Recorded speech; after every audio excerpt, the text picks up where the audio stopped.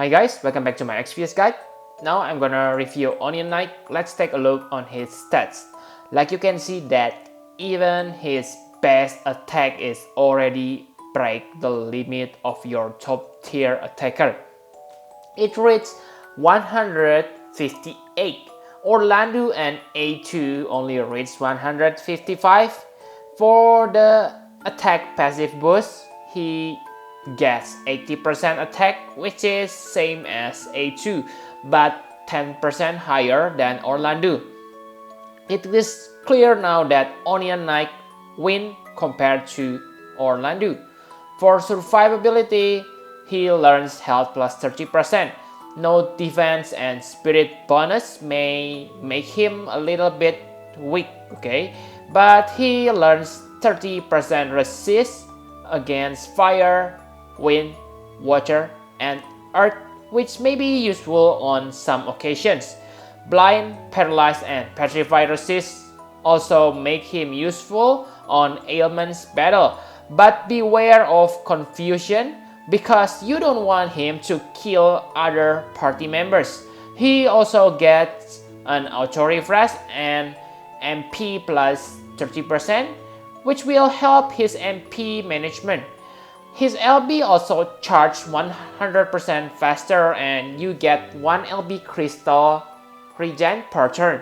This is very good because you will see later that his LB is very good. Also, he learns natural dual wield, which is super huge bonus for any attacker. This will make him super friendly to newbie. So enough about stats, let's take a look on his abilities. The first is Splendor of Elements. So he learns to deal 3.8 physical damage to single enemy with, you can choose one from 4 elements: wind, fire, earth, and water. These skills are good because this means you don't need to worry about your weapon elements. You can simply focus on strongest non-elemental weapon, which is his own Thrustmaster, and then choose the one that matches enemy's weakness. This skill has 7 frames as delay, which is quite good because 7 means not too fast and not too slow. However, it will still be tricky if you try to chain it with different characters. The skills also have well thought side effect. For the example, the Splendor of Wind will increase your earth resistance by 70%. I say this is well designed because usually the enemy which weak against wind element are earth type enemies and they tend to use earth element to attack you.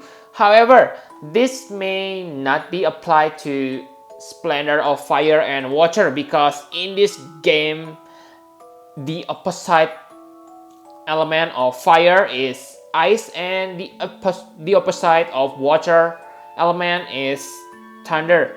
But it's okay, simply use this for an elemental chain.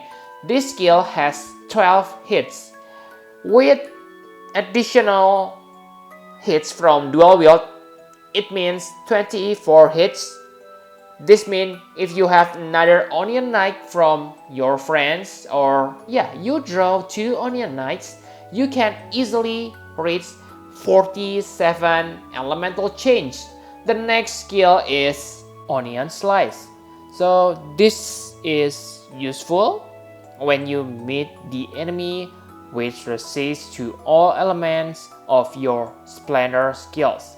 It deals slightly higher damage, 4 times of non-element attack, but I advise you to never use this skill on normal condition because remember that element chain really boosts your damage further compared to the normal chain. So the extra 0.2 damage is not worthy if you can do an elemental chain, unless of course you equip elemental weapon which has different element from your Splendor skills. For example, Dark Element. However, if you do equip Element weapon to take the advantage of elemental weakness, then never use your Splendor of Elements because the dual element will divide the bonus damage you get from the elemental weakness. The next is Super Blade Bleach. This is his AoE skill, but at the same time, you can also chain it. This is what makes him a king of chainer. Basically, all of his goddamn skills are chaining. It also deals slightly higher damage than normal Blade Bleach. His LB is also pretty good. Make sure you level up this LB while he is still on 5-star form. No need to awaken him quickly because he is useless on the Haynes Castle event. Give him as many burst pods as you can. On the maximum level, it will buff 104% of all your allies' attack. So even though the attack boost is inferior compared to A2's LB, I still prefer this one because the attack boost affects all your allies and it doesn't have any negative side effect. The defense break is also a nice bonus because if you can inflict it on your enemy, this means you almost triple your upcoming physical damage output. Very good limit burst. So enough about his skills. Like you can see, he only has few skills but no bullshit gimmick skills like other heroes. Now let's take a look on his equipment. First, he needs to equip sword no matter what. But it's okay because his own Trustmaster is the strongest non-element sword on this game. And of course, it grants you with more powerful chaining skill. After that, his second weapon should be a giant arm. But if you don't have that, then you can simply give him large sword so you can take the advantage of the large sword mastery. For helm, I think it is better to equip Black Cowl because of the ailment resist.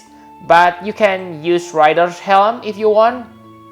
But yeah, I'm simply too lazy to change equipment. For armor, I suggest you to equip heavy armor because Dark Knight Soul is a must equip for a sword user. Enough about equipment, let's see why he is better than Landeau family. First thing that makes him better is higher hit counts than most of the Landeau family. Landeau family usually have 7 hits. Onion Knight has 12 hits. Even 14 hits if you count the Onion Cutter skill from Onion Sword. Combine it with dual wield, this means he can deal 28 hits. You can get easy 55 chains with another Onion Knight partner, which make the chaining process far easier. Second advantage is, of course, natural dual wield. For veteran, this may be not a problem because I believe you probably already get at least one Zidane for dual wield. But for newbie who just start the game, having dual wield is like a godsend. However, it doesn't mean he doesn't have weakness. One weakness is no elemental imperil. Most of Landeau family main attack will imperil the enemy's element resist, which will benefit their chaining attack. But Onion Knight cannot do that by himself.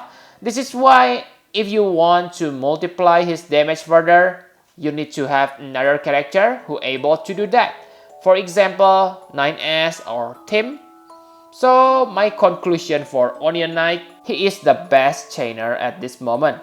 High hit counts with a nice frame delay will make the chaining process with other heroes a little bit easier, even though the high hit counts will almost cancel it on some point. So still, the best partner is himself. His Trustmaster reward is also very good. It is the strongest non-elemental sword on this game. However, he is the only one who can use that onion cutter. So yeah, I think he is the only one who is worthy enough to wield the onion sword. However, I think the thing that makes him become really good is the game itself. Just think about this, okay? He is the strongest chainer in the game. So this means many players will have him as a leader. This means you can easily find the chaining partner. I have said that he is the best chainer, but if I can be honest here, it is not by a big margin, because if you do an elemental chain, you only need 10 chains to reach the damage caps. So Landeau family are already enough for that test. The problem with other Landeau family is this, okay? Are your friends still using them? Because let's say you have Orlando now. Until now, I believe you can find easy chaining partner because your friends are using Orlando 2 as a leader. But now, after Onion Knight a Fable, that dear friend changed his leader into Onion Knight. Now, who's gonna chain with Orlando? Unless you have two Orlando or other same frame chaining partner like Freyevia, then I can say that your Orlando has been fucked up real bad.